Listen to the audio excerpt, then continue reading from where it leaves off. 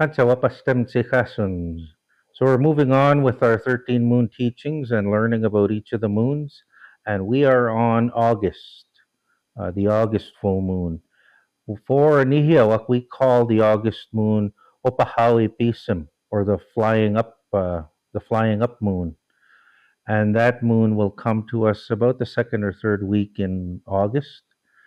And within the 13 moon teachings, we're taught that this moon uh, encourages us, as well as our Kehtiyak, our elders, they encourage us during this moon of August to really reflect on our past experiences from the past year and to really look back on the lessons that we've learned this year, going through either challenging events or through successes and or through things that worked for us and things that didn't work for us, and really thinking about those and looking at what we've learned during that during the past year behind us. So the lessons that we've learned each year, there we're given those lessons to try and help us to live an easier life as we move forward. Um, so just as right now our winged friends, our winged relatives, are flying up now and preparing to head to the south, they're also looking back at the past years and the experiences they've had with making the long journey to the south for the winter and looking at the lessons, thinking about what they've learned to make their flight a little easier, to make their journey a little easier. And just as they're doing that, we are told to do that as well, to look back on our past journeys or our past flights and to learn from those, take any lessons we've learned through life and remember them and learn those lessons. So it's a time to reflect on those lessons. With the water teachings, the muskiki nipi or the medicine water we prepare from this moon are used is used mainly to help those who have difficulty learning from their past mistakes. So people who don't learn from life's lessons and they continue to make the same mistakes, our Kitheiyak, our elders would use this medicine water collected during this moon to give to them as medicine to sort of help them to connect with their inner voice and sort of learn from those lessons that they were meant to be learning rather than to continue making those same mistakes over and over. So we're taught that this medicine water is supposed to help them with that. With this moon as well, our hunters and gatherers seem to feel a quickening of the blood because with our gatherers they go into high gear because all of the plants and all of the medicines are at the full height of their growth and they're ready to harvest. All of the berries, all of the plants, all of the medicines that you're going to need to collect are prepared and they're ready now to be picked.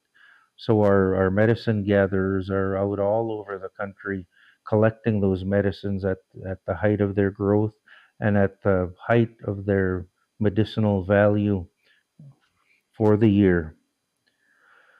So with this moon as well, the Opahawi Pisum, the flying up moon, we're told that this is the moon that wakes up Wawaskisio, the elk.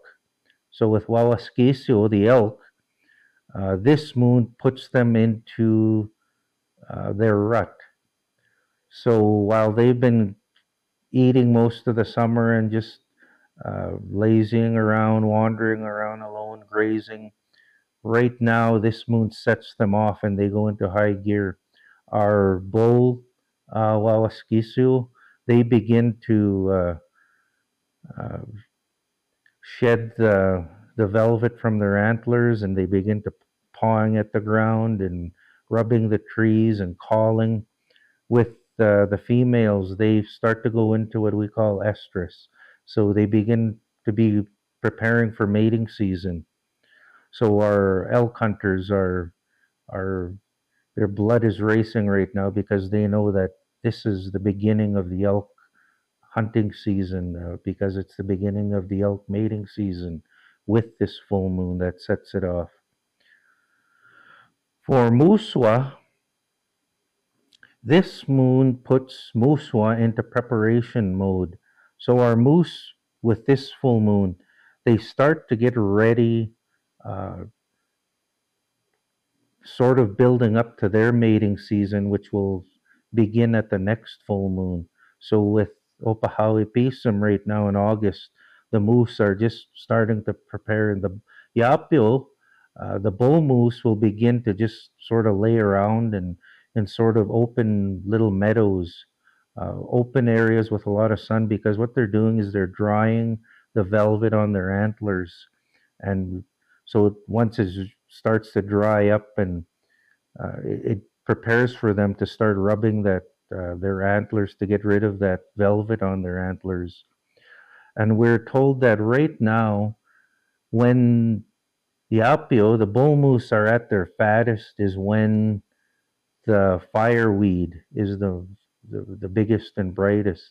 So right now, during the August full moon, you'll see the fireweed is just purple and pink, but the flowers are just huge, and they're one of the main plants that you see out in the bush.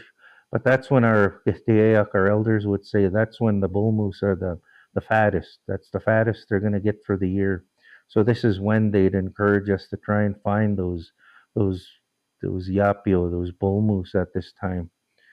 We're also taught that during this time to expect, immediately after the full moon of Opahali Pisum, to expect, uh, at least a 4 day rain, which means it'll rain for 4 days in a row nonstop.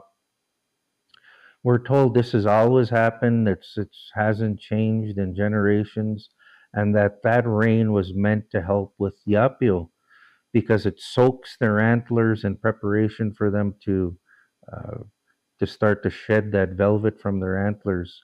So right now, it's not unusual to expect that 4 day rain right now.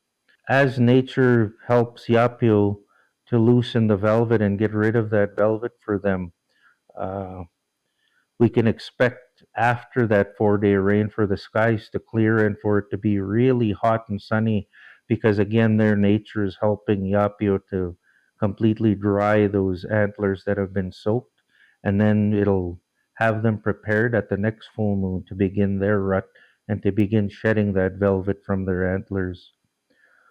So those are the teachings that I was passed, about Opahawi Pisum. Thanks for joining me. I hope you learned something new. Kinanaskom tinawaw kah